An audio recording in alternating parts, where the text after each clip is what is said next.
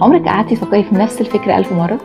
تزوري نفس الموقف وتعيديه بتفاصيله وتقولي يا ريتني قلت كذا، يا ريتني عملت كذا؟ تفكري في نفس مخاوف المستقبل من غير أي تقدم؟ كل اللي بيحصل بس إن مشاعرك هي اللي بتتأذي. الحالة دي اسمها rumination أو الاكترار الفكري. في الحالة دي مخك بيقف أكنه بيحاول يفكر في حل، لكن مفيش أي تقدم. كل اللي بيحصل بس إنك بتعيشي نفس الوجع اللي عشتيه قبل كده 1000 مرة. في حاجة في المخ اسمها الأميجدلا أو اللوزة العقلية، ده الإيموشنال ألارم سنتر بتاع المخ كله.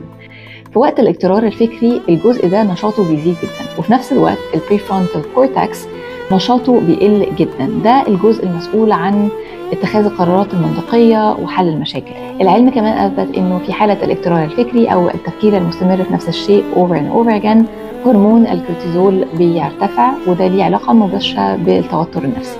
اللي عايزة أقوله النهاردة إن حل المشكلة ما بيحصلش لما بنفكر فيها لمدة طويلة. الحل والشفاء بيحصل لما نفهم نفسنا، نفهم احنا ازاي كنا بنتعامل مع المشكلة والمفروض نتعامل معها ازاي.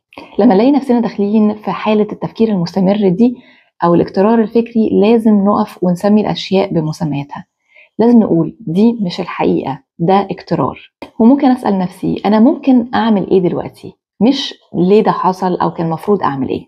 احنا مش مضطرين ابدا نفضل محبوسين جوه دماغنا ومشاعرنا، في طريق لقدام. ساعات كل بس اللي بنحتاجه حد يمشي معانا الطريق، يكون سابقنا بخطوة.